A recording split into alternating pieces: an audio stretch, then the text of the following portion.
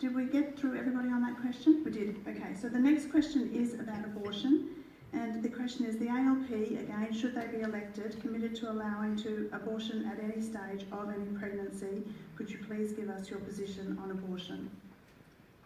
So, Trevor? Thank you. Thanks, Josie. Yeah, I oppose abortion, and the party opposes abortion, and I might ask if someone could just hand these around so that people can clearly see the party's position on this particular issue.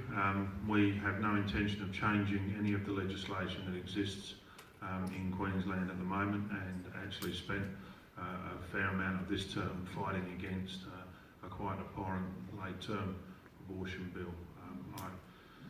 We're in polite company, so I won't describe what was possible to be done, but if you look up cranial decompression on Google, you will find some horrific images. That is what is happening in Victoria. That is what was suggested for Queensland, and I will stand and fight against it every time.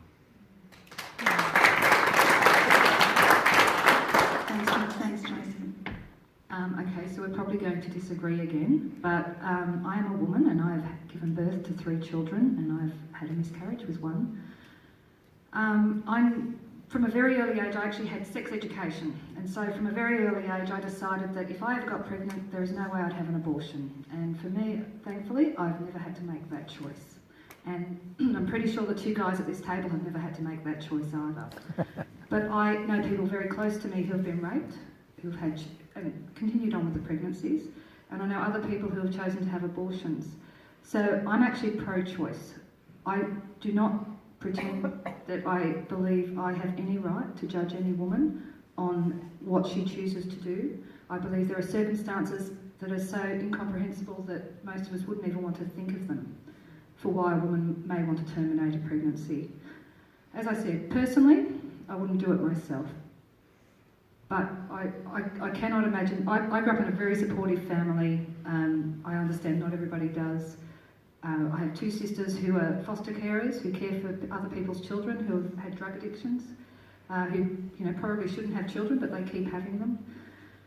I think it's a very difficult topic. I think that most of the people in this room would disagree with me, but I am pro-choice for women to actually choose what happens with their children. And my understanding is, the other thing I would say is that I would take medical advice and some advice from ethicists on what the correct, what that should actually look like.